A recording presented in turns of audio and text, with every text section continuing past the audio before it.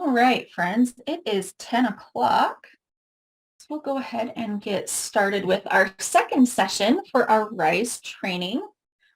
We have a question in the chat. I'm brand new. Our teacher class roster is all updated by Utrecht. I don't have to do that. Correct. Yes, that whatever is in your school's SIS system will sync with Utrecht, and that will sync with RISE. That's not to say there's not mistakes sometimes that are made or some rostering issues that need to be addressed, but for the most part, that part is taken care of for you. If you have questions regarding rostering, you can also reach out to Maureen Rushing, who is our data specialist.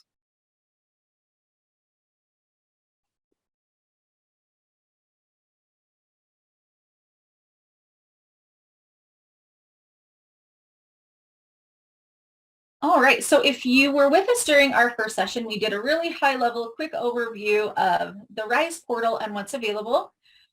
For this second session, we're going to be a little more comprehensive and go into significantly more detail with some of the functionality and system options. So to start, we're actually going to look at also the accommodation enhancement. So we're going to do the enhancements for the new school year, specifically accommodations. We're going to look at how to set your testing windows, characteristics that are particular to the benchmark modules and the separate assessments. We're going to look at how to access your results through reporting. I'm going to give you kind of a checklist of sorts that's nice to use when you're prepping for testing, as well as I can share out some of those remote proctoring processes and guidelines that we only were able to kind of discuss via the chat in the last one. And I'm happy to share that out in more detail if someone is interested with that too. That way you can share this information with appropriate audiences within your schools or LEAs and provide any support with the teachers that you work with. So the enhancement for this year are the forms that are provided for assistive technology. So if you have students who require the use of any assistive technology or scribe, you will be making that request to USBE through Tide now, through an enhancement with the forms function. And this will alert USB and it will require approval. For any questions regarding this assistive technology option, you can review the assistive technology manual, or you can also contact Tracy Booley at schools.utah.gov, who is our special education specialist that works with RISE. So the enhancement for how to submit this request in Tide, the very first thing you're going to do from your Tide dashboard, you're going to select the forms link option, and there will be a drop down, and you're going to submit your form. From there, you're going to submit the type of form that you want to submit. So you'll notice that there are two listed there in the dropdown. There's the assistive technology form, and there is the scribe request form. You'll complete the form that is provided. Make sure that you enter all the information that is required. And then you are going to need to agree to that accommodation and its documentation before you hit submit. That request is going to be reviewed by USBE, and if I remember correctly, Eric, they'll receive an email when that request has been approved. Is that correct? Yes. Okay, perfect. So you'll get an email when it's been approved. And if you have any questions, you are welcome to contact Tracy Booley, as she is actually the one who will be doing the approvals for those requests for accommodations. Okay. You can also then review those submitted requests in Tide. So from the same forms drop-down menu from Tide, you'll notice that the second option in that drop-down is to view or edit any of the forms that you've previously submitted. So from there, you will, there's a search box, okay? And any field that has an asterisk is required. So make sure that you provide that information before clicking search, or it's going to tell you that you haven't entered enough information and that you need to go back. And then the status of the forms are going to appear on the screen for you, whether it's been approved, rejected, or submitted, and still waiting for that approval process. Okay. There is an option as well if you would like to view more detail. You just have to click on the little pencil icon on the left and it will bring up more detail for viewing. So what does the technology request entail? Like reading to them per their IEP. Casey, that's a great question that you'll want to reach out to Tracy. I can put her email here in the chat. She had to drop to another meeting, but she'll be back later.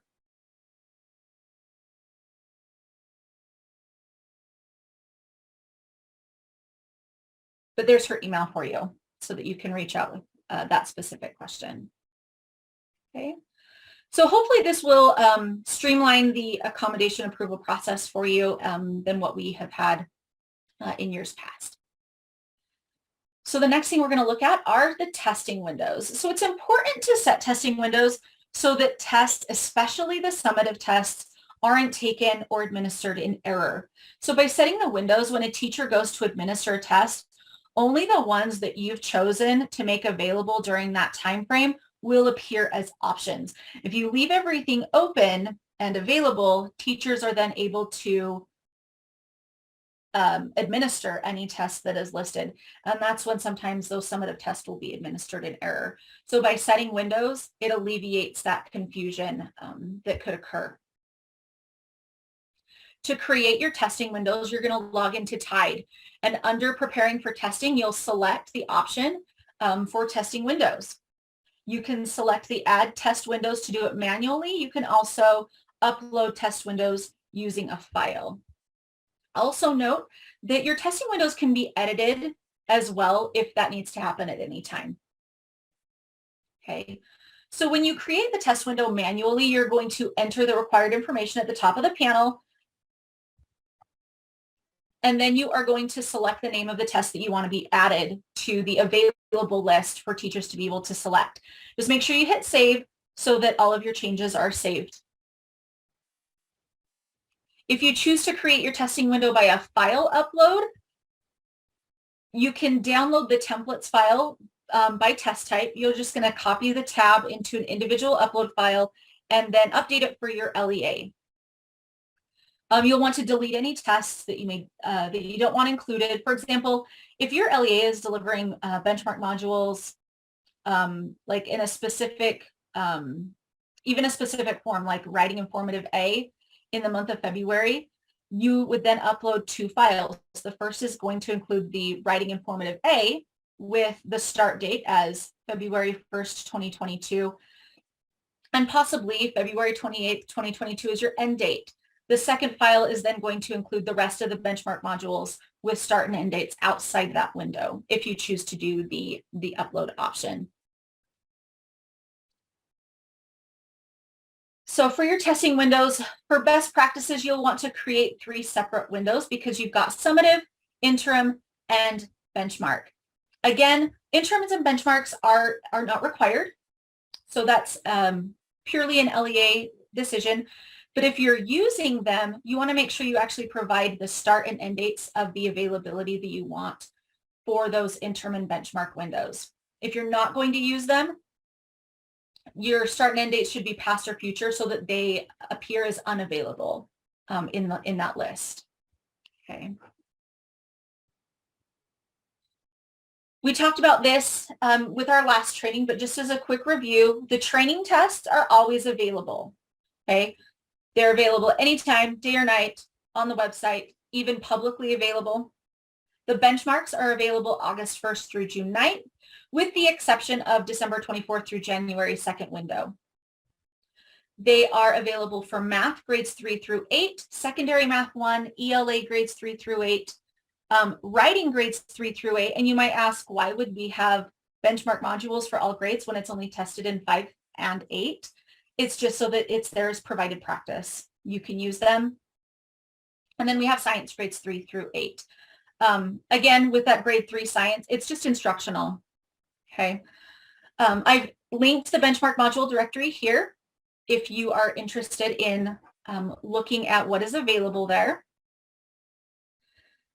For interim tests, those are available August 1st through December 23rd for that first window. And then January 3rd through March 3rd is the second window. Note that there's no interim tests for writing or science. and that all interim assessments need to be completed and submitted by the close of business day of that window. Any expired interim assessments are not going to be able to be reopened after that date. Okay. The windows are also linked in the Assessment Director Resource Guide, which I've linked here as well, so that you have that information. For summative, they are available for math, secondary math 1, ELA, writing for grades 5 through 8, and science grades 4 through 8. Sometimes the question comes up on what's the difference between the mid-year and the spring window. Mid-year summative tests are for courses that are finished at the middle of the year, okay? So just kind of be aware of that. Not everybody takes a mid-year summative. Those are only for courses that end mid-year. And then our spring window for RISE summative will be March 14th through June 9th. Know that you've got 8 weeks within that window to calculate, basically from the last Friday before your last week of school, to determine your specific 8-week window for testing. The RISE portal resources provides links to helpful documents as you go through the testing process. And we're going to review some of the more common information that's provided by the user guides. So in the TIDE user guide, you're going to be able to get information on how to view, edit, modify any user accounts, as well as how to create user-defined rosters. It's going to provide information about test participation, how to print testing tickets, how to add accommodations, how to enter participation codes, how to review, approve, and process any of your testing appeals, which, by the way, is limited to school administrators and LEA level users only. And it's also going to provide the test expiration timeline, since all of the tests do have an expiration timeline. Okay, so the TIDE user guide is kind of that before testing, getting everything ready. The test administration manual, or the TAM, is going to provide how test administrators and students access and complete the tests. It's going to provide explanation of roles and which permissions are allowed for each role. It also provides the purpose and the administration of instructions for the training tests, the benchmarks, the interims, and the summatives, as well as any of the required scripts that go along with those assessments. And then the reporting guide goes over how to understand the system, its dashboard, and how to set up your reports so they make sense. And we're not going to go over all of the components, but it gives you an idea of where you can find the information. So your TIDE user guide are for TIDE users. Test administration manual is for anyone administering tests and during the testing process. And then the reporting system guide is the results and things that are after. So just really quickly, we're just going to do a quick review and kind of just an informal quiz. Just drop your answer in the chat. For our first question, where can you learn about how to set up student accommodations? You can even come off mute if you want to be brave. Yes, TIDE user guide is going to provide that information. Well done, friends. TIDE user guide.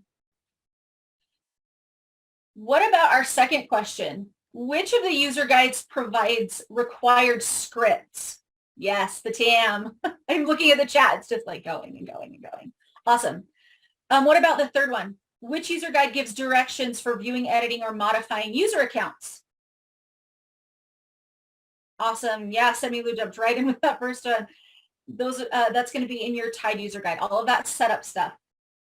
Number 4, which user guide helps you interpret writing scores? Where would you find information? Yeah, Aaron, reporting. Anything that's going to be done with scoring or reporting is going to be in your reporting guide. And then our last question, where can you find more information about reviewing and approving test appeals? Since you're LEA level users, where are we going to find information for reviewing and approving test appeals? TIDE. Yeah, awesome. Good. That gives you hopefully a stronger handle on where you can find information in those 3 specific user guides. They're really going to be kind of your best friends through the testing process. Okay. So this is what the TIDE homepage looks like when you log in. It reflects the stages of testing, that whole before testing, the administering or during testing, and then after testing. Just know that the permission to access and see data in TIDE is determined by user roles. And part of that is here in TIDE as well with that after testing column. That's only for LEA level users. So no one else is going to see that. So if you're a teacher, you're only going to see the orange in the green drop-down menu options. The 6 different roles that have different permissions associated are LEA for the LEA administrator. There's an LRV, which would be like an LEA report viewer level user. SA is for a school administrator.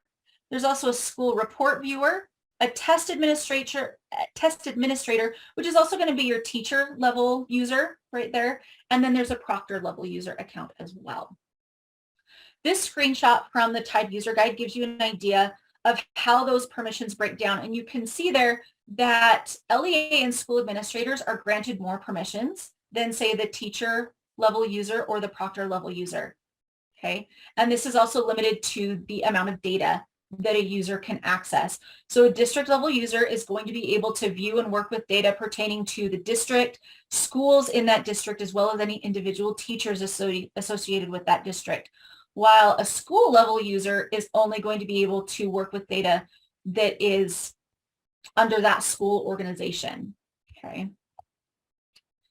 All right, so for preparing for testing, we're going to look at each of these menus individually. The first one is the user drop-down menu. This is where you can add users, you can view or edit them, delete as necessary, or upload. The student one is the same idea. You're just going to be doing it with student accounts. So you can view student accounts, you can upload student settings, you can also produce a frequency distribution report from this menu. Okay, so the student information, when you go to access that, the results can be exported to your secure inbox. And this is going to allow for those larger result tables. They can also be exported as an Excel file or a CSV file. So student participation is going to be included below the student information section. So at the top, you'll notice that it has the SSID, the LEA student ID, if it is different from the SSID, the student first name, middle initial, last name, birth date, gender, what grade they're enrolled, all of those things. But if you want to click on an individual student test setting, you will click on the little pencil icon, and that's going to allow you to make any edits to student information. So I know it's small, but once you click on that pencil icon, this is where you'll be able to see student test settings, and this is where you will be able to set accommodations for students. And the accommodations are set basically using a series of drop-down menus or those toggle switches based on what is outlined in a student's IEP or 504. The frequency distribution report is a report that's available on the LEA or school level. The results are going to be able to be displayed in a myriad of forms. It can show the number of students in various categories like gender, color choices based on what they chose for the display, and the accommodations that were set. For rosters, under the rostering tab, you're going to be able to search and print any existing rosters. You can add user-defined rosters and edit those rosters. You can delete user-defined rosters or upload any new rosters. When it comes to creating a user-defined roster, this is really helpful sometimes in a co-teaching situation where students are going to be rostered to one teacher, but another teacher might find it valuable to have access to any reporting, or you want that roster specifically pulled aside for reporting. Okay. Remember that the system-defined rosters can't be edited. They're loaded through Utrex. If you're experiencing any rostering issues, you can reach out to Maureen Rushing. She dropped her email in the chat earlier, but it's also on this slide. Okay. But if we want to create a user-defined roster, this is one of those elements that I told you was going to be specific to this training that we didn't go over in the first one. If you want to be able to create those rosters, you're going to add the roster and then search for the students that you want added to that roster by filling in the required criteria and selecting search. From there, you can then name the roster. You can select the teacher or other school personnel that you want to have associated with that roster list, and then select the students that you want to have added. You can use the add or remove icons. There's like the little plus and the little orange X to do that. And when you're finished, you just click save and continue. Okay. You can also create user-defined rosters in a more bulk method by uploading rosters. You'll just need to fill out the template and upload it in Tide, verify that the information is correct, and then upload it as necessary. Okay. The next drop down here is viewing and editing participation codes. These are used by USBE for summative tests, with the exception of parental exclusion, because these can be entered for any assessment. Parental exclusion can be entered not just for summative, but for interims and benchmarks as well. So to do that and to update them, you'll search for students using the filters option, and the participation code column lists the assigned participation codes for that particular student. If you need to make any changes, you click on the little pencil next to the student name and you can edit those. The edit screen that comes up will provide you with the these drop-down menus of any of the tests the student is eligible to take, and you can update those as needed. So each one can have its own participation code.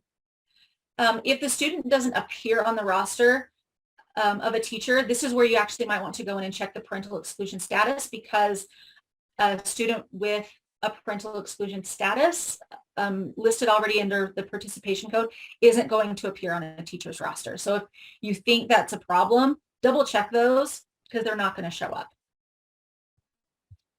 Do we have questions regarding RISE resources, any rostering questions, adding accommodations questions, or participation codes questions before we move on to how to prep for testing? Elisa, I have a quick question for you. Okay. Are if I understand it right, all of our RISE testing is connected to a course code, right? So if you have a kid that's doing accelerated math, for example, he's doing 7th and 8th grade math in 1 year, that course code is attached to his RISE information. So we don't have to have a special roster for those individual students, or do we? Correct. They should be associated with a course code. Maureen, if you're on, do you want to address how that might like appear or look? I'm not sure if she's still on. Oh, I am. Okay. How the course codes, or sorry. So Maureen, if we have a student, for example, our math students that are doing like an accelerated class, right? So they're in they're doing 7th and 8th grade math, or 7th grade year. Is that something that we have to create a special roster for, or is it because RISE is connected to the course code, which would be the accelerated math class, that would be the test that they would take? Is that correct? Yes, the course, they are rostered by course. So whatever course code is assigned to their math class, that's the test they're going to be rostered to. And then we would open up a section. I don't know if I'm saying that correct, if I'm using the correct vocabulary, but we'd have a section that says accelerated math, whatever, and we would open up that section so those kids would be able to take the summative, correct? Yes. Okay, thank you. You're welcome. Yeah, and then as long as you set your testing windows so that is one that appears to be opened as well. So another question with regards to that same situation, if we have Okay. somebody in 8th grade that is also in accelerated math, but now is taking secondary 2 or 3, which is not taken on the RISE, what do we do with that student? They just don't take the RISE for the math section? Yeah, that no test will be generated for that student, because it's going to generate by course. Okay.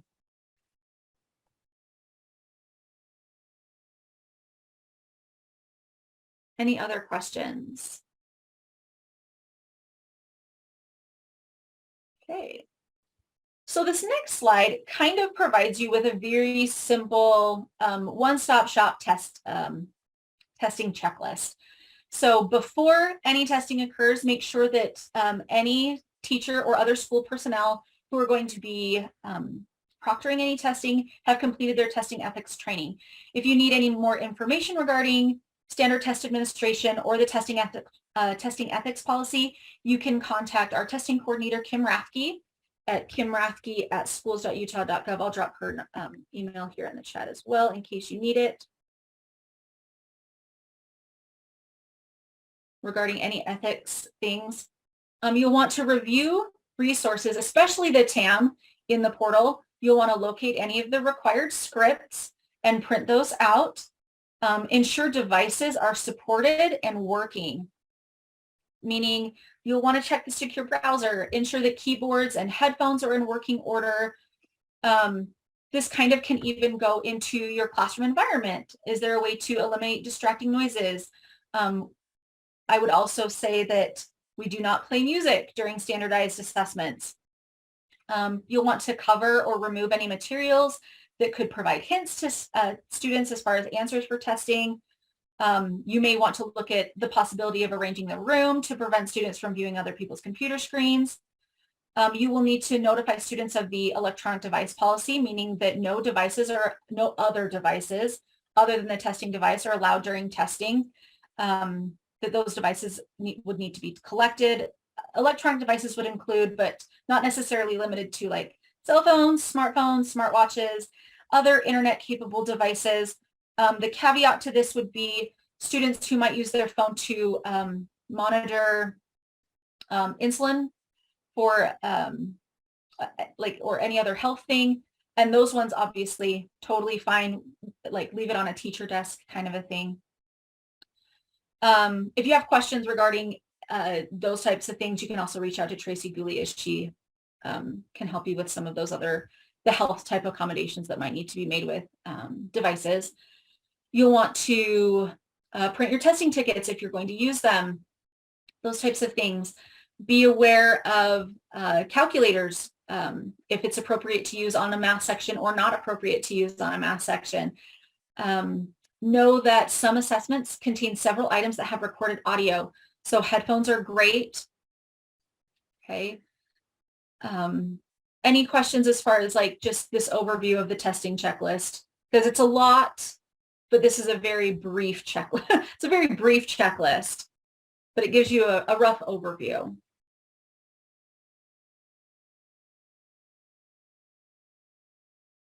Okay. So when you go to administer a test, you will click on the test administration tab on the portal. From here, there is the option to do a live and a scheduled option, and we'll look at both of those in a little bit. But before you do that, you might want to print your testing tickets. So if you've elected to do that, there's a few different ways you can do it, but the easiest and fastest way is through the green administering test section on Tide. That gives you the option there at the bottom to print the test tickets. From there, you just search the rosters that you want to print, fill out the appropriate information in the drop downs, and then select the sections for printing. And then the printer icon will become available once you select the courses you want to print for. Okay. So for actual test administration, for interim testing, do we still need to have all classroom posters covered still? That's actually a really great question, and I am not entirely sure how to answer it right on the fly. I would want to double check some sources.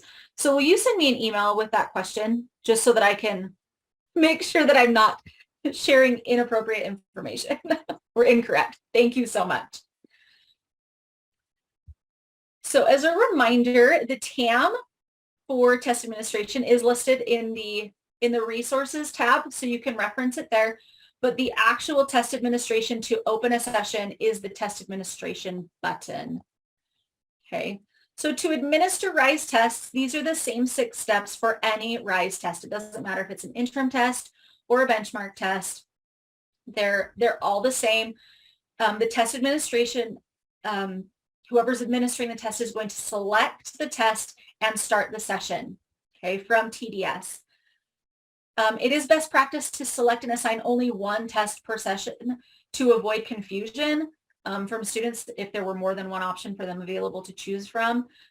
But we do understand that sometimes in a retake session that is not the case. But just Try to keep that to 1 test per session. Students are going to sign in using the student testing site on the with the secure browser, and it's going to have them provide their first name, their SSID, as well as the live session ID that is provided to you as the proctor. So then the test administrator is going to read the scripts to the students prior to approving the testing. That's the nice thing with the RISE system, is it does require approval before opening the test. And so the teacher can read the script and the students won't have access to any test items until the teacher grants them that with an approval.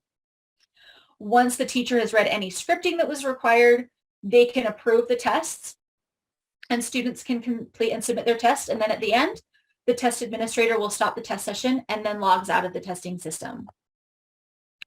So the first step to administering any test is going to be creating that session. And this should be done fewer than 20 minutes prior to starting the test, because if it's done more than that, the session is going to time out and you're going to have to start a new one anyway.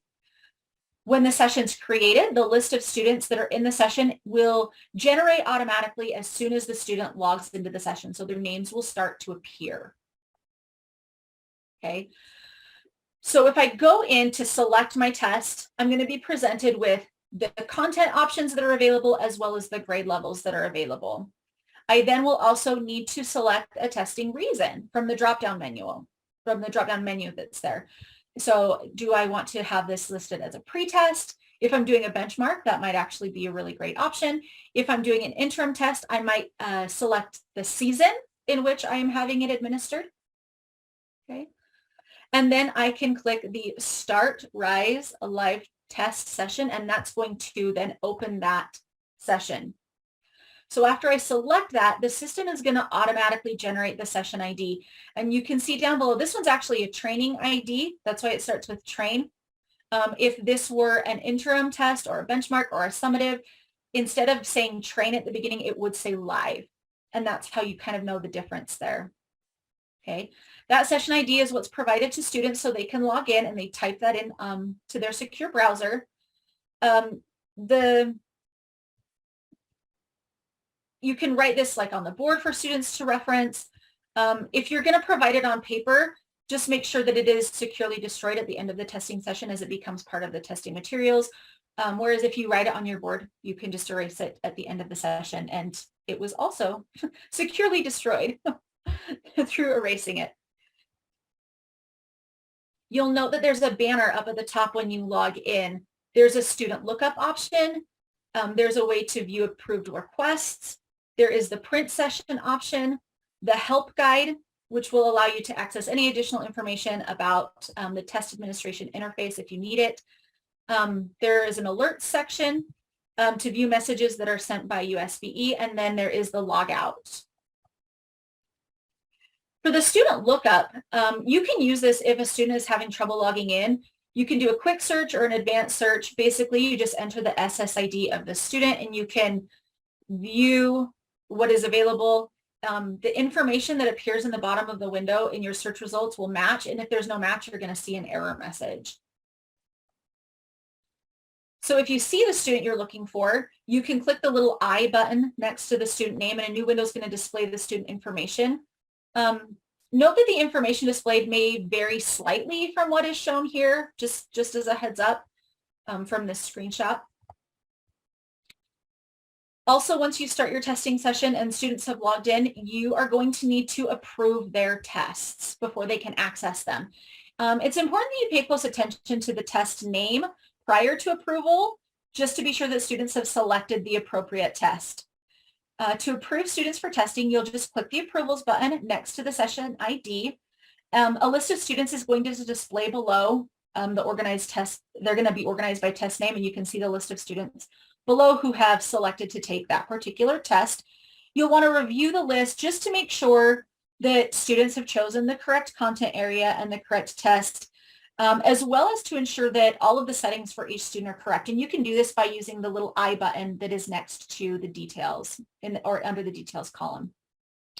If no changes need to be made, you can select to approve all students. You can also admit students one at a time with the little green check mark, or you can deny access to a test by clicking the little red X. Reasons for possibly denying student entry to a test would be if the student isn't actually supposed to enter that session, or if the student information is incorrect, or if any accommodations are incorrect or haven't been applied yet. You can deny that and then fix those before the student can log in. So once students are logged in and approved for testing, you are going to be able to monitor their status from the table that's displayed in the interface that's there. So the table shows student information, opportunity number, the test name, progress, so how far along they are on the test status, settings, as well as any action options that might be available for that particular student's test. If TDS detects that a student may be having any technical issues or requires any assistance, a table is going to appear above the tests without issue, and a more info icon will appear, and you can hover over that to see any more information. So if a student has timed out or if they've paused, it's going to move to the top so that you can kind of monitor those ones a little more closely. If a student requires a printout of any kind, a printer icon is going to appear in that actions column for you to print those test materials that may be required for that student. So the print on request feature is available, again, only for students who require it. You'll want to contact your school testing coordinator if students need this accommodation and that hasn't been applied yet, possibly. Just make sure that, again, this is for students where this accommodation might be outlined on their IEP or a section of their 504 plan. Okay.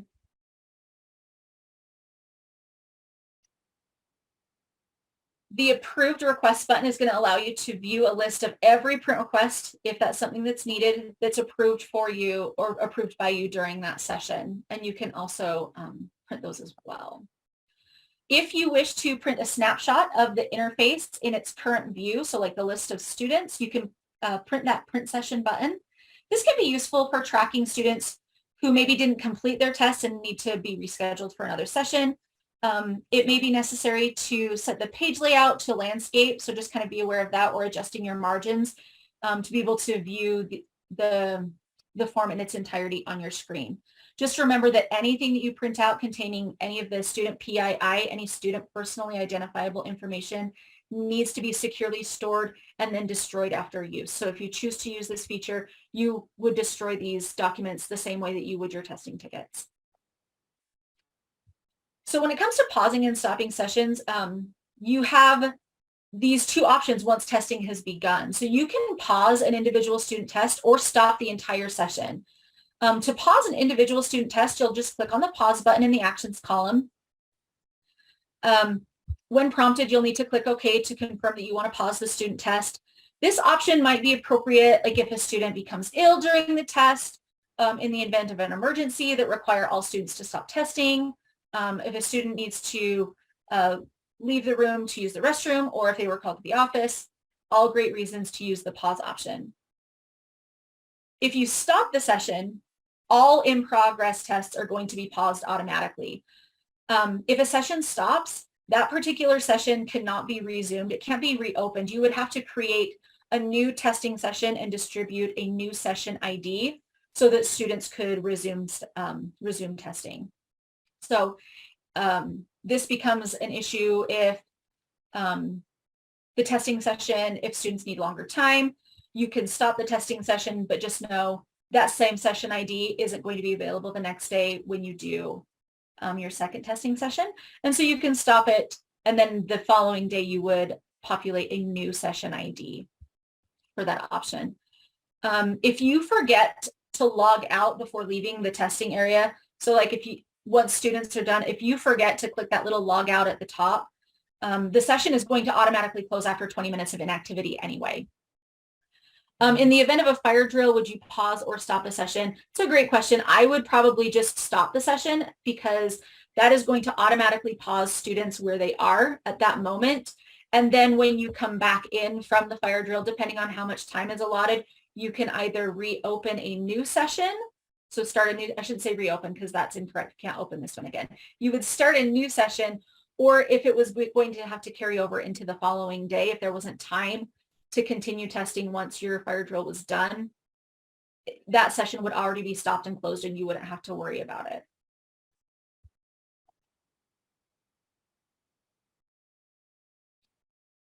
So the other thing you can do is transfer sessions from one device to another device. Oh, I see more questions coming up in the chat. We'll get to this just a second. So if you reopen a new session, the students would not be able to go back to completed questions, right? That is correct. Eric, am I saying that correct? Once it's stopped, they can't go back to what's been completed? Up to 20 minutes. So if it's before 20 minutes, if you open a new session, they can go back. But after 20 minutes, they would have to do a grace period extension. Yes, thank you.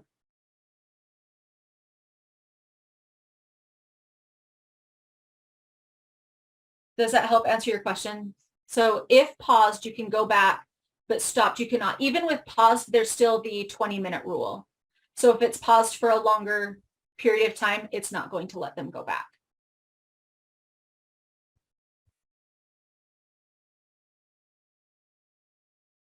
All right, so if you need to ever transfer a session from one device to another, you can transfer that active testing session without interrupting any in-progress tests.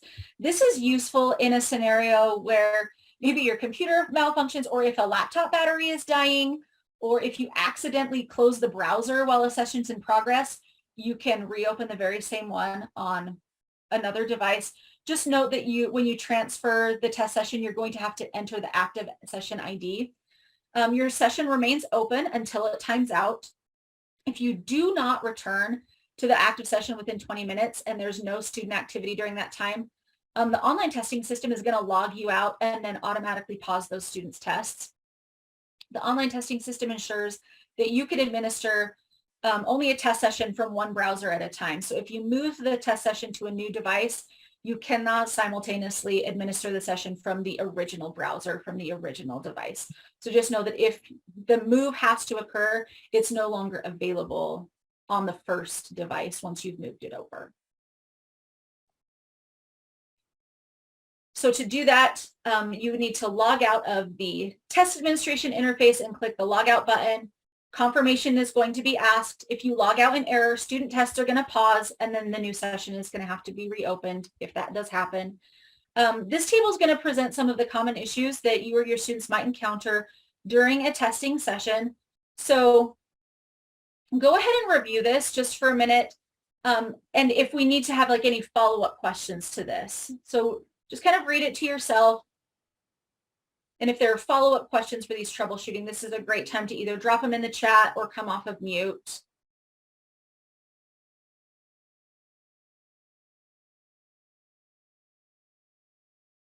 Is there a recommended length of time for testing sessions for summative? Just trying to think ahead to scheduling.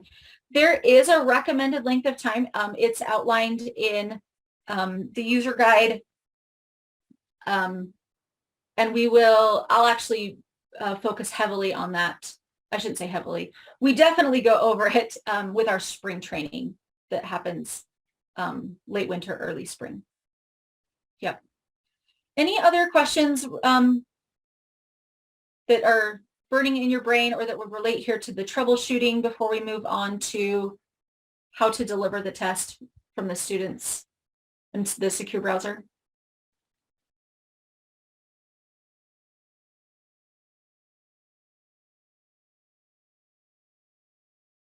I will say too, Melissa, the recommended length of time is suggested because RISE is not a timed test. So just know that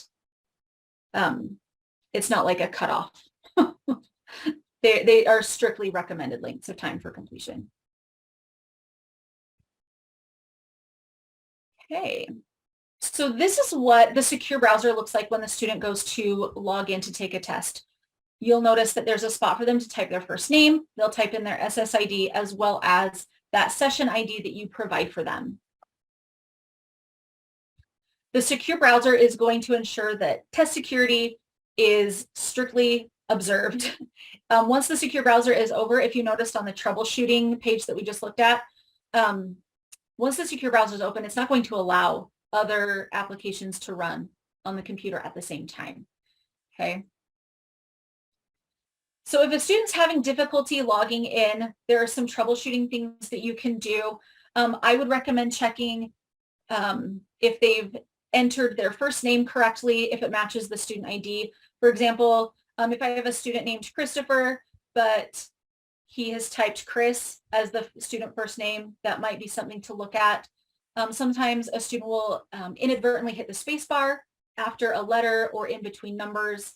That can also be something to kind of look at if students are having trouble logging in. Students are asked, once they've typed in their information, to verify their personal information. So it will show their first name, their last name, date of birth, the username, grade, the school, and the student will click yes or no based on what they see on the screen. Then they will see the Your Tests screen.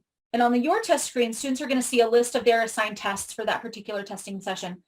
And you'll need to let them know which one they are permitted to take. Sometimes there will only be the one listed there. Other times, depending on if other teachers have things open, there might be a couple of options. So just kind of know that there are some things here. Also just know that this screenshot is from a training test one, so it looks a tiny bit different than what you would see with a benchmark or with the interim or summatives. So after that occurs, after they've selected the tests, the student is going to go through a myriad of audio video checks on their computer to determine, just make sure they can hear a voice if it's being read, making sure that they can see any graphics that are there. If there are any issues, there are ways to troubleshoot. Sometimes even just closing the secure browser and logging back in helps. I would also recommend, if the secure browser is open, a lot of times a computer, if it was on mute to begin with, you would have to close that and then unmute the audio on the computer prior to taking the test so that they could hear the voice. So just a few things to kind of be aware of there. So next, students are going to review information about the tools and then other navigation features that are available to them during testing. There's instructions. There's also a help guide that students can refer to. When students click the Begin Test Now, they're going to then be shown the first question of the test. Okay. So before we look at what the tests look like, we're kind of going to look at some of the tools that are available. So there are tools that are global tools that are available to everybody. And then there are assistive technology tools that are the ones that are either going to be requested or that are going to be related because of a student's listed accommodations or 504. So I want you to just kind of look at this list here and just drop in the chat which of the following are assistive technology. So ones that are not available to every student.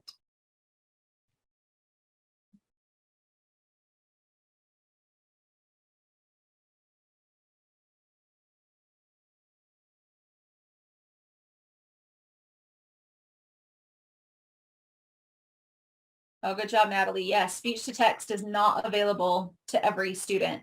That would be considered assistive technology.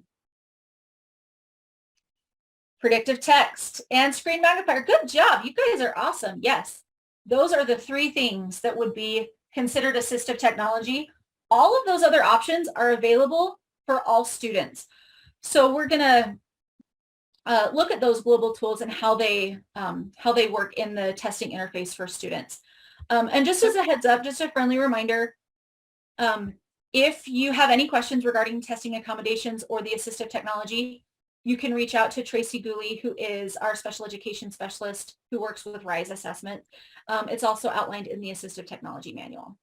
So Elise, really quickly, I saw a question mark behind predictive text. So this is a new feature that will be available along with built-in speech to text, that dictation for students within the system. So that will be one of those accommodations that you have to request through the TIDE system. So let me know if you have any questions on that, but that will be available as an accommodation for students who have that outlined in an IEP 504 or some sort of EL plan. Thank you. All right, so for our first global tool we're going to look at, well, this is the testing interface. So when students log in, this is what they're going to see. You'll notice there are toggle arrows up at the top to move back and forth between the questions. And then the global tools are in the upper right. You can see there's masking, dictionary notes, line reader, zoom in, zoom out, and then there's also a hamburger menu that is associated specifically with the question or with that particular item. So under that hamburger menu, you'll notice there's the tutorial option, unmark, review item, or they can mark it for review. Then there's the notepad, the highlight section, the strike through. This is what the notepad looks like. So students can use the notepad to make any notes about an item. The notepad is item specific. So whatever a student types here on the notepad is only going to be available for this one item. When they click to the next question, there will be a new notepad for that new question. Okay. So the notepad is item specific. The notes tool, though, at the top is not item specific. So these are saved. They're accessible for later segments in a segmented test. They're accessible if student logs out and needs to finish later. So anything typed in that notes section is available for the entirety of the test. There is the highlighter option. If a student wants to highlight text, they can do this and just click to select the desired text and highlight the section so that it stands out to them. Students can also use the strike through tool to help them possibly mark answers that they don't wish to choose for whatever particular reason, and it will gray it out for them so that it's not as prominent when it comes to their answer selection. Another element for the online test that helps students is the mark for review feature. So as students proceed through the summative test, or really any of the tests for that matter, students are going to be required to answer each question on the screen before they can go on. And if they're unsure, they can provide what they think is the best answer. There's no penalty for guessing, but they can also mark that item for review so that it kind of flags it for them at the very end. So the item number is going to display with like a little doggy ear in the corner. And that way it kind of lets the student know that that one is one that they want to be able to come back to.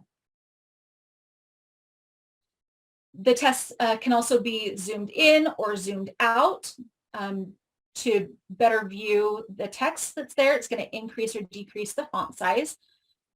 Just know that zoom levels beyond about 3 times the default size are going to require a streamlined mode to be enabled for the student.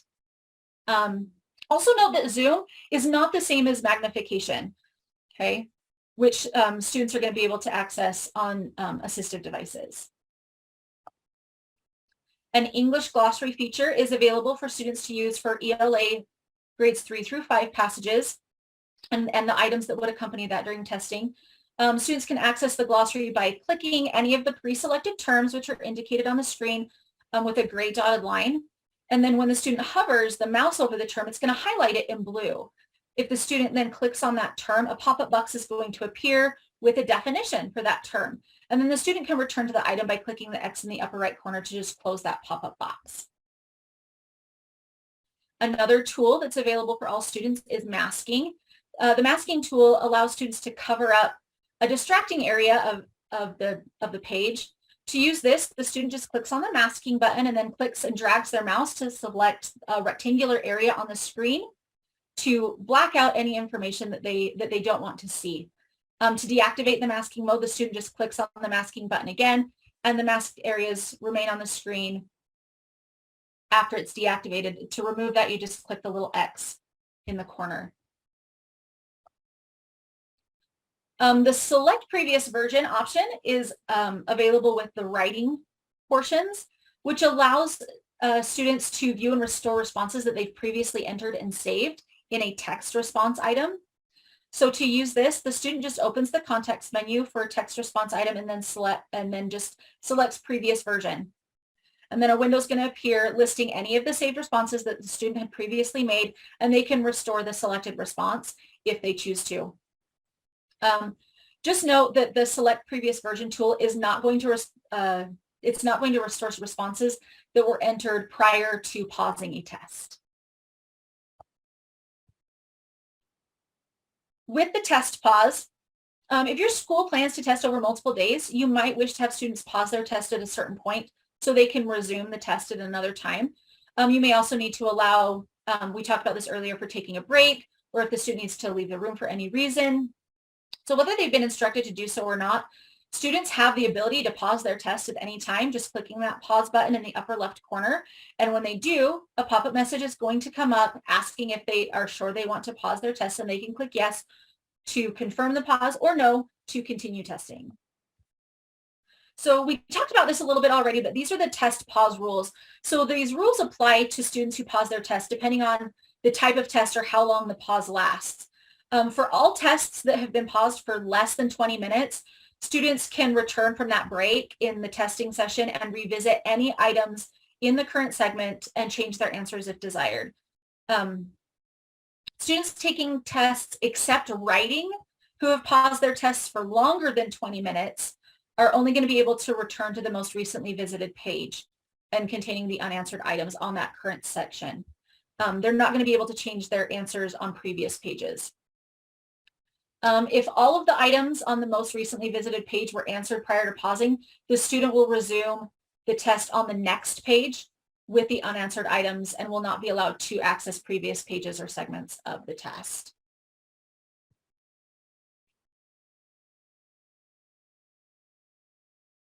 When it comes to timeout, there is a security measure in place that after 20 minutes of test inactivity, students are logged out and their tests are paused automatically. So inactivity is determined by whether or not the student is interacting with the test by selecting answers, using the navigation tools or the global tools, clicking in any empty space on the screen. That's not necessarily considered activity. So students are going to receive a warning message prior to being logged out, and they have to click on that little OK box when it pops up within 30 seconds in order to avoid the automatic logout and the pausing of their test. So if a student's test is paused due to inactivity, the same rules are going to apply as when a student were to intentionally pause their test. So the student can log into the test again and resume from the point that the test was interrupted, subject to the pause rule if it's applicable. Additionally, if a screensaver is activated during the test, the security breach feature will log the student out of the test. So to avoid any interruption, you might want to deactivate screensavers before students start testing, just to ensure that the screensavers are set to a more allocated time for testing, that they're not going to pop up inadvertently when a student might be in the middle of reading a testing passage. As a heads up, this is for summatives, but just as a heads up for you, the grade 6 test has an end of segment notification because there are 2 segments. So at the end of the first segment, there's a little warning message that is going to require you to confirm that you are ready to move on to section 2, and the test administrator is going to need to approve the session for the student again for that second segment. And that second segment includes the calculator tool. Hey, when it comes Elise, yes. This is Tracy. Can you go back a screen for me really quick? Bet. Okay, so I want to be really clear, 6th grade math. So here's how calculator works for students with accommodations that maybe have it written into an IEP. So on the first segment where calculator is not embedded, they're not allowed to use that. So students can use manipulatives if they want to help them, but they're not allowed to use a calculator even if it's on an IEP. They can use a handheld calculator as an accommodation in the second segment, but it would be considered accommodated, so you'll need that participation code. And then also note grades 3 through 5 on the math test are not allowed for a calculator, so even if it's in an IEP. If an IEP team has determined to move forward with using that, it becomes a modified test, or if a teacher gives it to a student, it's a modified test. So just keep that in mind. And then the student score no longer becomes comparable to other scores when we've modified that content. So calculators are allowed on the second segment of 6th grade. I get lots of questions about that every year. I have a Are the question then. two- Uh-huh. Sorry. If they can use manipulatives, can they use a multiplication chart? No. So a multiplication chart falls in the same place. You could give them a blank multiplication chart. They could fill it in. So you could teach them how to go about it that way, or you can, and I highly recommend that that's kind of what we should be doing with our littles anyway, is teaching them different strategies to get to it, because really what we're testing is, can they compute, right? Not can they add, push buttons into a calculator. So teach them how to use manipulatives or draw it out on a scratch piece of paper would be my suggestion. Does that help? Yes, thank you. Mm-hmm. Are the 2 6th grade sections pretty equal as far as questions length? Is it common to do both sessions in the same day, or do some break it up? That's maybe a good question for anybody in the field, or at least. So I will say, when I taught Math 6, they were definitely not the same length. Yeah. That the section that requires the calculator, I should say requires, the section that allows the calculator is for, I want to say strand 2. It's basically for the geometry questions.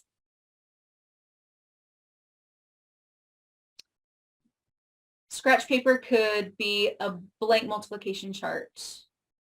Tracy, is that true? A blank one is totally allowed. I know blank paper is allowed and they can make their own on blank paper, but an empty, like graphic organizer style one.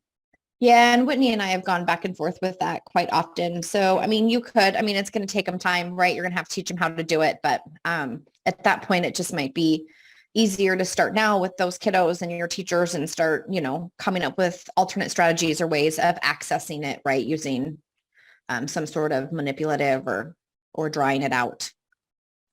So, Perfect. Okay. Just for kiddos with an IEP or all. So I'm going to say, just for kiddos with an IEP right now, we can circle back with Whitney and see, does that mean a completely blank page? So it would need to not be filled in. So, they'd have to create it on their own. Right. So you can't have anything in it. Does that make sense? Okay. A blank table versus graphic organizer. Can you please talk more about this? A blank table versus a graphic organizer. So graphic organizers are not allowed. Again, you can give a child a blank piece of paper, right? They can recreate the graphic organizer if they want. If you're going to have students create a multiplication table, give them grid paper, right? Teach them to recreate that multiplication table on grid paper. Are they allowed commercially printed graph paper? Yes, blank graph paper. Good questions, tricky questions. Okay, did we cover all of that well enough for you guys then? It sounds like, did I miss any? Okay. Oh, so Eric had mentioned in here the calculator section is shorter by a good bit if you didn't touch on that, Elise. So, Okay, good. Okay. All right. Awesome. Remember when I did it, it was really only specific to one strand, but couldn't remember how much shorter, but it definitely wasn't. It was not as long as the rest. Yeah, I'd say it's less than don't quote me, but I think it's less than a third if I had to estimate it. Okay. So when it comes to ending a test, when the student answers the last question on the test, the end test button is going to appear in the upper left section of the screen. It's also going to accompany a message advising them that the test has been completed and that's ready to be submitted. The end test button does not become visible until the student has selected at least one response to every question of the test. So if students click the next button at this point, they're going to see a pop-up message advising them to click the end test button when they've completed reviewing their answers. They can also click the back button to go back and revisit previous items, subject to the pause rule, of course, if it's been applied during the test. For writing tests, test administrators need to be sure that students have completed the entire task before submitting their test, because if students are taking a break during the writing test, they need to pause their test rather than end their test. Okay, the end test button is going to appear on the screen as soon as the student has begun to answer the writing prompt. So just know that you don't want to click that until the student is really, truly ready to finish and submit that test. So when students are ready to end the test, they're going to click the end test button, and then a pop-up message is going to appear allowing them to select yes if they're ready to finish or no if they're not. If the student clicks no, they're going to return to the last item of the test and can review previous items. If the student clicks yes, they're going to be taken to a review screen where they have the choice to review the answers that they submitted. Their ability to review and change these answers is still subject to the pause rule if it was ever applied during the test. Students who are ready to submit their test can click submit, and they are going to receive a confirmation pop-up message that asks them if they're sure they want to submit. Click no, we'll review them back to the review screen. Clicking yes will take them to the test completion page, which shows a message indicating that the test was successfully completed, and then advises the student to log out. Just as a heads up here, this is a great time to have some set procedures in place. For example, if you would like to have students notify the test administrator before submitting, because the TAM has very specific directions for ending tests. And then if you have like a click happy kid who likes to submit before they're finished, it can be reopened. You just have to go through some of the extra steps there. That brings us to another question break. Do we have any questions on testing tickets, administering the test, the student interface, or global tools? I can see there's still some questions coming up for Tracy in the chat, but it looks like she's also addressing them. So I just want to make sure I'm getting those. So Elise, one question that I have that we've been told in the past, and I don't know if it's true or not true. If a kid's going to pause their test for the day, say, oh, I'm going to go, they get checked out, they pause, they'd pause their test, right? Yep. And then do they have to finish the question they're on and not go to the next question? If they go to the next question, don't answer it, then pause, does that count against them? Okay, good question. So I would say for me, best practice is to just finish the question you're on and then pause it before moving forward. With science clusters, that could be a little bit different because there might be 6 or 7 questions that are related to that stimulus. And if the student is checking out, like for an orthodontist appointment, their parents probably don't want to wait for them to finish the 6 or 7 questions. But as long as they haven't, and Eric can correct me if this is incorrect, but as long as they haven't interacted with those questions on the stimulus, they will be able to still go back. So if I'm on a science cluster and I've answered questions 1 and 2, but I didn't click in 3 and 4, I should still be able to go back to 3 and 4. Is that right, Eric? Yes. So with the science clusters, as long as the system won't progress to the next question unless all the parts of the current question are answered. So as long as the student didn't interact on all the parts there for, the next day when they open it, they could actually go back to any part of that question. So it will just open the entire cluster back up. But if the student clicks even anywhere on questions 3 and 4, so every section has a click on it, the system will consider that attempted, and then it will move to the next question. So you have to make sure that they don't click anything if they're pausing it partway through. Okay, thank you so much for that. Yeah, no problem. So if we have a student who clicks through rapidly, does the test pull up a warning or other notice to the student or to the test administrator to have them go back and take more time? So the only way you're going to know if they are going through is on your test administrator interface. You'll be able to see the progress, and it will tell you how many questions a student has answered in that particular segment. And when it comes to summative testing, like we can't force them to stop. But like if you did a gentle whole class reminder of, now just remember, we want to take our time and do our very best. But you will be able to see that, but you can't force them to go back and take more time, if that helps.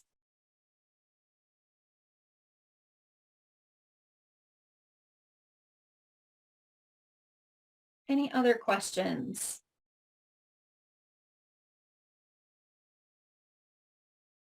Someone mentioned a grace period extension in certain circumstances when the test had to be paused or ended for more than 20 minutes. What does that mean, and what would be criteria acceptable for that? Eric had mentioned that. Eric, can you provide more clarification for that question? Sure. So if you pause the test and then for whatever reason the student, say it went like 30 minutes or even longer, when you open the test normally, the student won't be able to go back to answer their previous questions.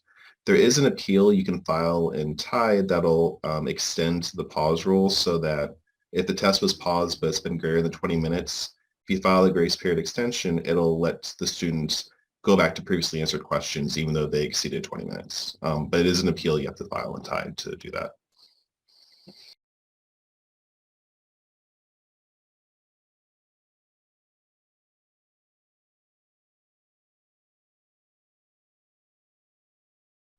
So I believe that's the one type of appeal that I think that one might auto approve. I have to go back and look at the specifications, but I believe that appeal, if you filed it, it would immediately let you go back in and the kid to go back and take the questions from the farther back.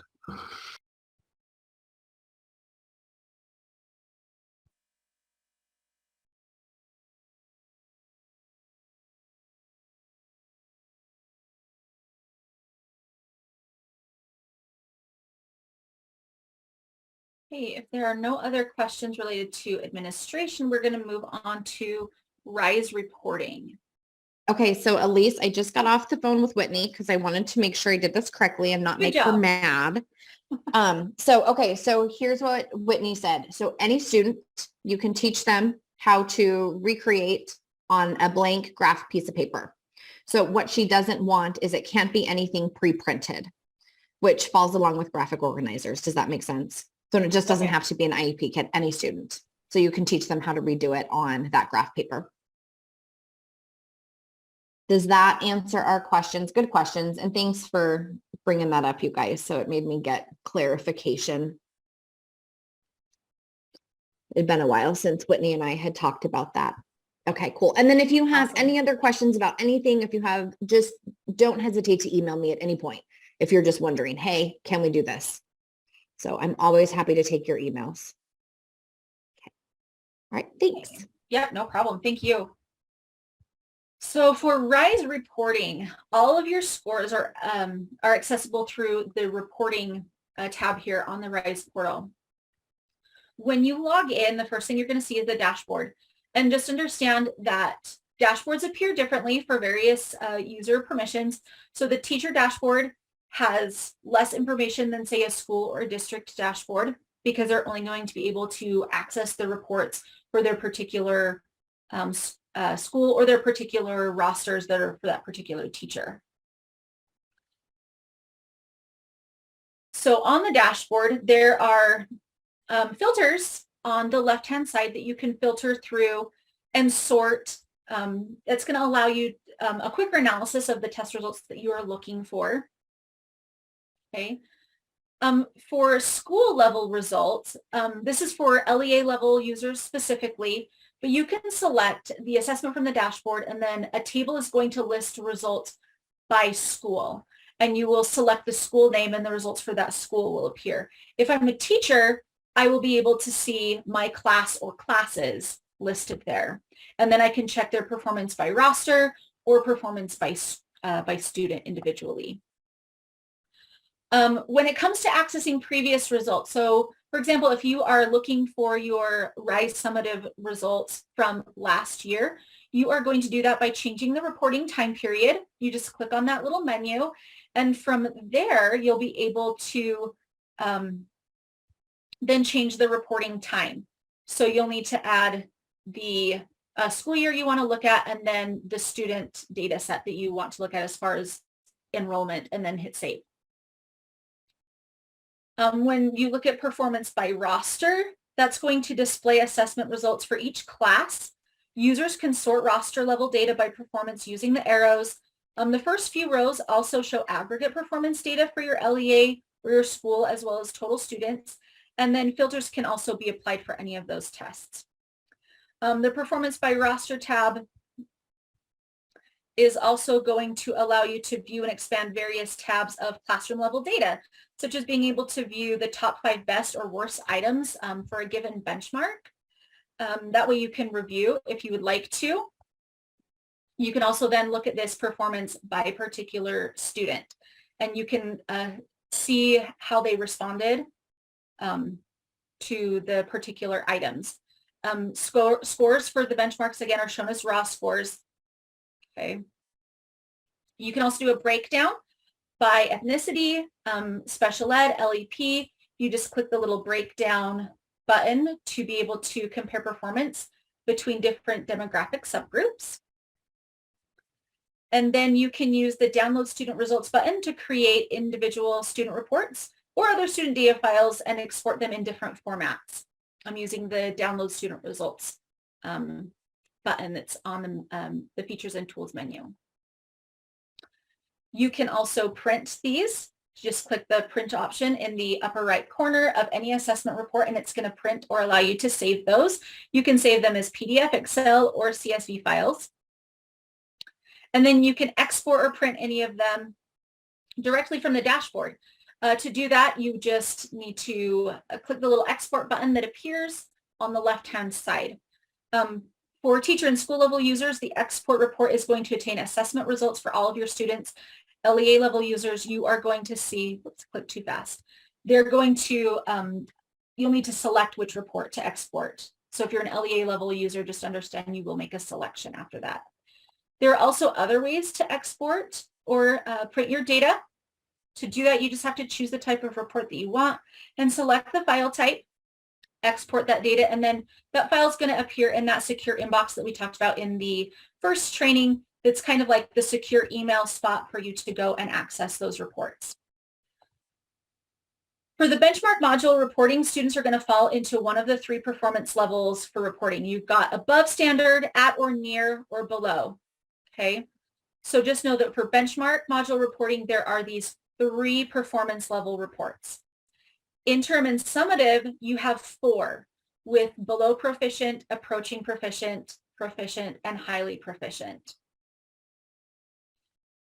Longitudinal reporting is also available anytime you see that little button with the slow climbing arrow. Okay, and with that, we have made it to the end of our training. This slide provides you with any information to contact the RISE help desk. It also has my email and my desk number, and we still have plenty of allotted time to take any questions that you may have, or if you'd like more clarification on something, we're happy to run through that with you. If you're in a rush though, you are welcome to jump off at this point. Also, just as a reminder, this webinar was recorded, and so we will get it posted to our YouTube channel as soon as it's done through its processing thing, and I will provide the link in the AD memo so that you can share it as needed. You are welcome. Again, if you need to hop off, go ahead and hop off, but if you have questions, I'm happy to stay on with you and provide any answers or clarification that is needed. I have a question. Okay. So situations where students either won't complete the test, they're taking way too long where it's now detrimental to them, or they just complete it in 5 minutes. Is there a way to indicate that, or what do we do with situations like that? So with situations like that, there will, I mean, obviously we can't provide all the time in all the world. Eric, is there a force complete? I'm trying to remember. Is that a thing?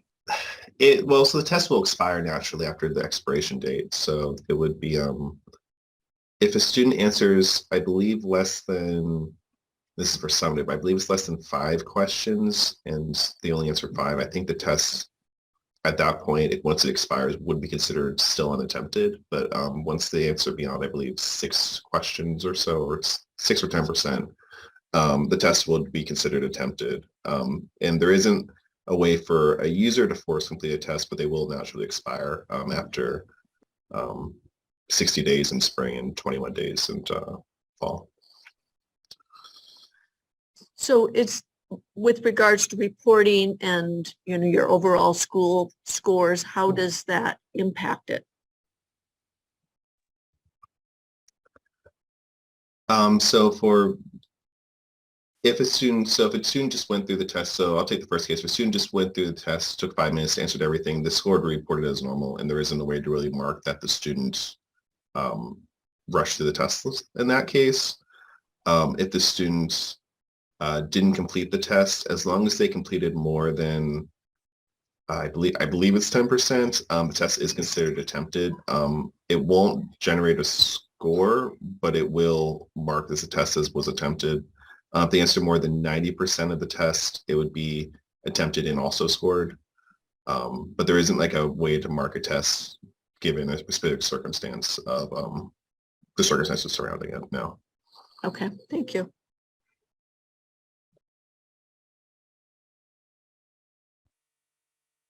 And I see the question in chat, isn't there some kind of refused to test indication you can make? And I feel like there is a participation code that is that would fall under that, if I remember correctly.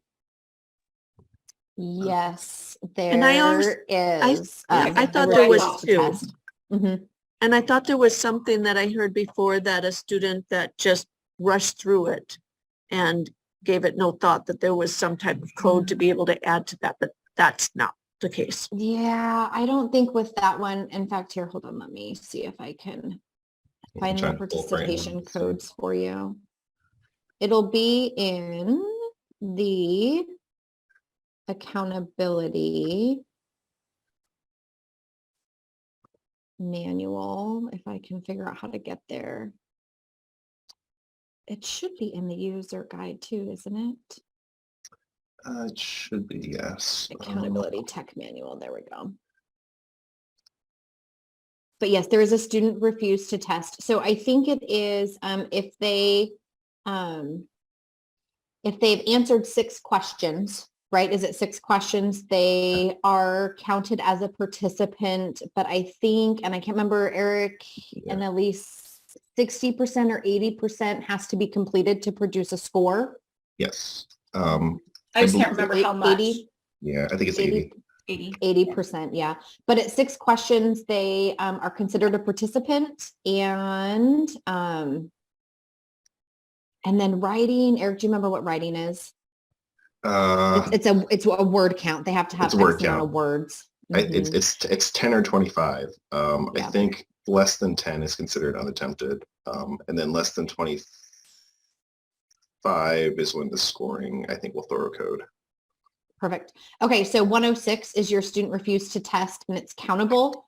So those kids are considered to be students who are expected to test for both state and federal accountability. So write your school report cards. And it's if they refuse to complete at least 6 items of the assessment. And we don't chase students around the room with computers, right? We don't force them. So you've got a little bit of time throughout the window, right? If you've got those behavior kiddos to try and attempt.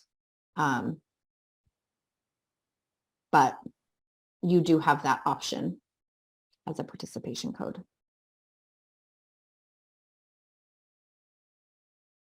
And then a quick thing about the time, right? So if your students are like genuinely, working through the test, right? Accommodations or not accommodations, right? Like they're working through the test, they're trying, don't cut them. If they're sitting there and they're not accomplishing anything and they're not moving any further, right? Then you can, kind of make some determinations on what to do with that, but it's not timed, if that helps.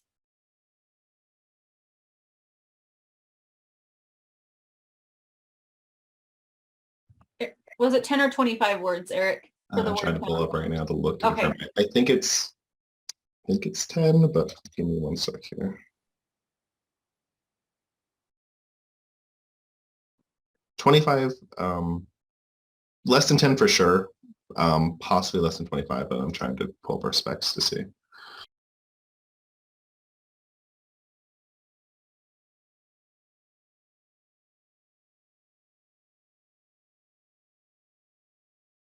And while Eric's looking at that, can I just put a plug in? Definitely, I recommend to all of your teachers, especially if you've got us, our third graders, right, our new kiddos to testing, like get in and do some of those training tests with kids. You can have your teachers do a whole class training test, pull it up, walk through the different resources, right? Get them on there and familiar with how things work so that come testing day, it doesn't become a distraction. I highly recommend that your teachers do that. And especially if you have kiddos using any sort of accommodation, even if it's just one of those universal resources that everybody gets, but it's required in their IEP, definitely get those kids on so they know what they're doing.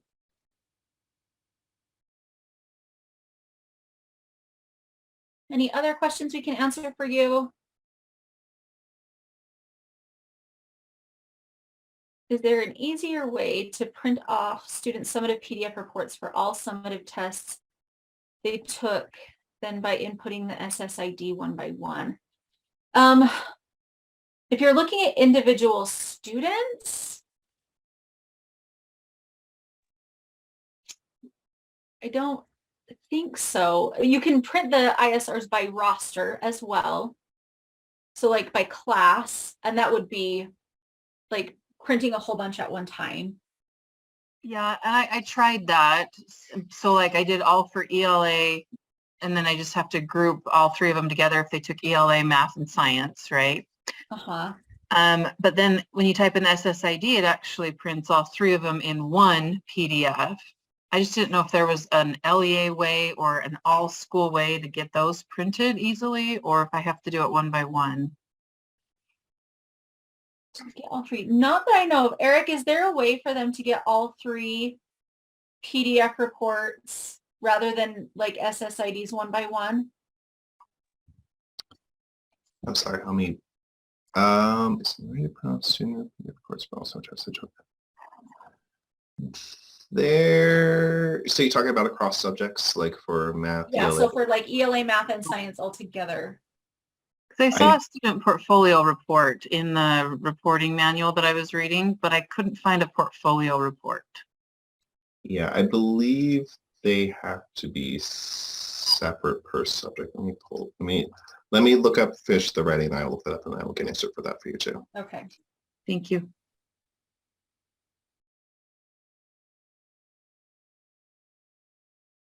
Can we print off a summative report and deliver it to a parent? Yes. Sorry, can I just double check? The interim test, that's like a practice test that gives like a little score, and we only get to do one spring and one winter.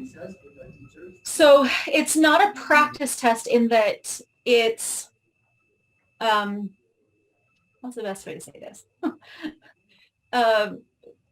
It's a great way to give an idea of what the summative test is going to be like because it is longer than the benchmarks, and then it's comprehensive as far as covering the core standards. It's just shorter in length, but it is it still has adaptive capability.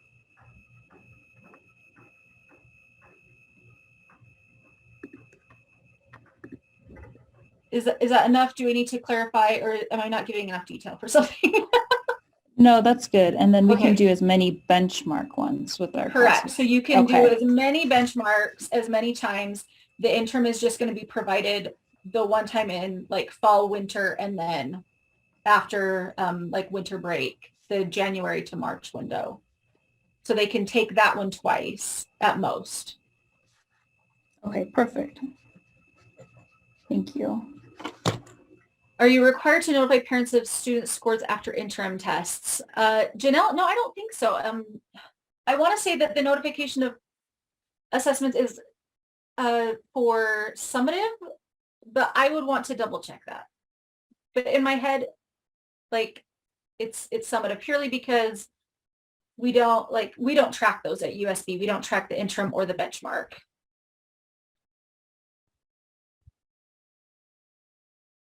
But you are certainly welcome to notify parents of scores.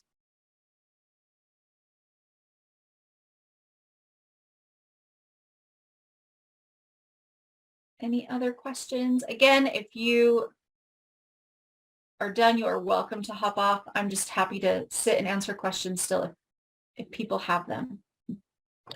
A question about the benchmarks. If we do not set a window for the benchmarks, then the teacher would just have the option to administer those benchmarks when she would or he would want to. Yes. Okay.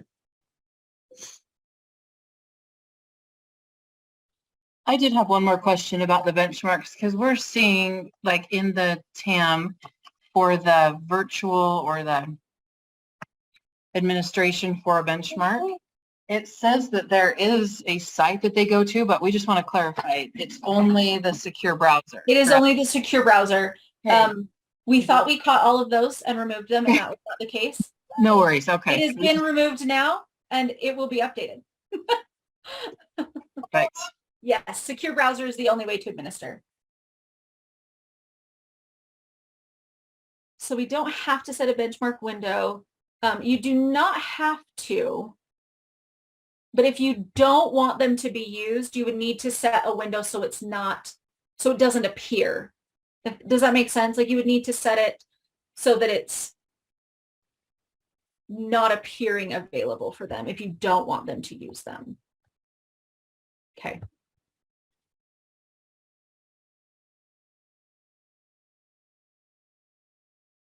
I can see Eric dropped the response for writing in the chat if you were waiting for that. Yep, and I'm looking up the reporting question right now. Okay. You are welcome. And also, again, if questions come up, you are welcome to email me and we can help you as questions arise because they totally do. We try to be comprehensive here, but there is a lot of information.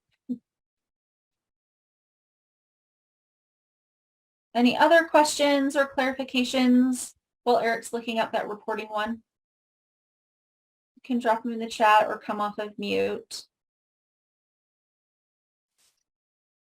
So I'm playing with it right now with the ISRs, and it looks like with the student, when I search a student, it's letting me, I'm waiting for this report to generate, but it looks like it's letting me have all the subjects in one report when I do the student, but it's still generating. So I'm just waiting for it to generate. Well, and that's what she was saying is that she could do it if she put in the SSIDs individually, but was wondering if there was a way to do it There's like currently a more not. bulk version. Right. No, there's currently not. It's currently only by subject. I can I'll take that back just because I know that is something I think people do want, but currently it is, and with more than one student, it is by subject. Okay. Thank you. All right. With that, any other questions? If not, I will go ahead and end. And again, this was recorded, so it will be posted. Thank you so much for attending and thank you for your participation and enjoy the rest of your day. You are welcome. Happy to.